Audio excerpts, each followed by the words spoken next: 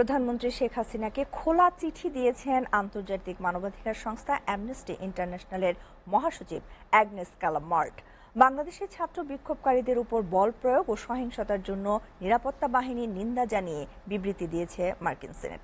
বাংলাদেশে কোটা সংস্কার আন্দোলন ঘিরে যে সংকটময় পরিস্থিতি নিয়ন্ত্রণে আশায় স্বস্তিতে রয়েছে বাংলাদেশের বন্ধু ও ঘনিষ্ঠ প্রতিবেশী চীন। হাসনা আক্তারের প্রতিবেদন। গত 10 দিন বিক্ষোভ নিয়ন্ত্রণের ক্ষেত্রে কর্তৃপক্ষের গুরুতর মানবাধিকার লঙ্ঘনের ঘটনা পর্যবেক্ষণ ও তথ্য উপাত্ত নথিভুক্ত করেছে অ্যামনেস্টি ইন্টারন্যাশনাল। পৃথক দুটি ঘটনায় অ্যামনেস্টি ইন্টারন্যাশনাল তথ্য উপাত্ত যাচাই করেছে, যাতে 6 দিন ইন্টারনেট বন্ধ চলাকালে বিক্ষোভকারী শিক্ষার্থীদের ওপর আইন বহির্ভূতভাবে বল প্রয়োগ, আইন বহির্ভূতভাবে প্রাণঘাতী ও কম প্রাণঘাতী অস্ত্রের ব্যবহারের বিষয় নিশ্চিত হয়েছে। সংস্থাটির ওয়েবসাইটে চিঠিটি পোস্ট করা হয়।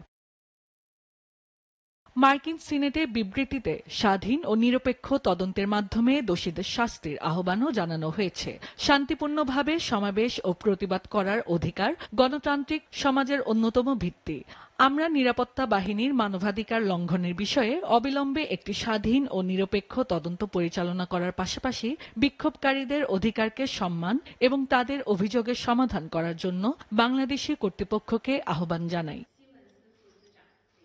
সোমবার নিয়মিত প্রেস ব্রিফিংয়ে এক প্রশ্নের জবাবে চীনা পররাষ্ট্র মন্ত্রণালয়ের মুখপাত্র লিন জিয়ান বলেন, বাংলাদেশে কোটা সংস্কার আন্দোলন ঘিরে যে সংকটময় পরিস্থিতি নিয়ন্ত্রণে আসায় স্বস্তিতে রয়েছে বাংলাদেশের বন্ধু ও ঘনিষ্ঠ প্রতিবেশী দেশ চীন।